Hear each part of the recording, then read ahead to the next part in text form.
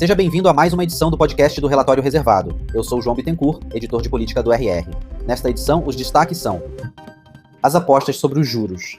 A semana se inicia confirmando, ao mesmo tempo, a volatilidade do mercado sobre as taxas de juros no Brasil e nos Estados Unidos e o fortalecimento das hipóteses indicadas pelo Destaques, queda de 0,5 pontos percentuais e aumento de 0,25 pontos percentuais, respectivamente.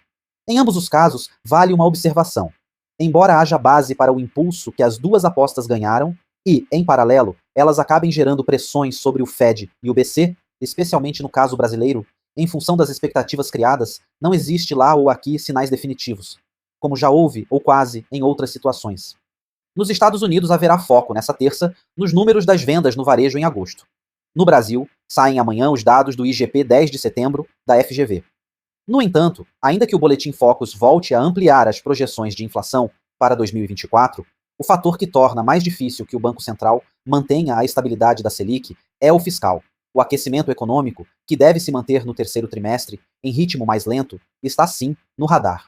Mas, em um cenário de deflação em julho, poderia confluir para um cenário de esperar para ver. Persiste, contudo, a desconfiança que cresceu ao longo do ano sobre a capacidade do governo em conter despesas, somada à diminuição da tolerância, com a estratégia de inflar a arrecadação e receitas.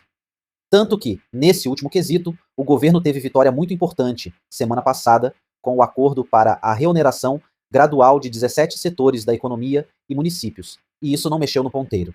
Sem entrar no mérito desse diagnóstico, o certo é que, entre as possibilidades de corte até agora aventadas, todas parecem muito mais miragens do que qualquer coisa.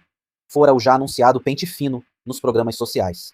Reitera-se, limitar a correção de investimentos em educação e saúde, mudar o BPC ou alterar as fórmulas do seguro-desemprego podem até fazer sentido no papel, inclusive para a Fazenda e o planejamento. Mas estão muito longe do que é palatável para Lula, ainda mais na segunda metade do seu mandato. Isso em um momento no qual devem também subir os valores despendidos via créditos extraordinários para combater os incêndios que assolam o país e suas consequências. O timing da reforma tributária.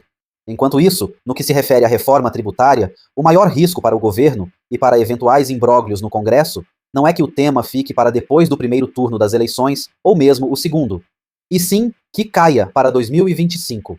É mais uma batalha que já começa a ser travada pela articulação do Planalto essa semana, em meio a conversas entre os presidentes da Câmara e do Senado.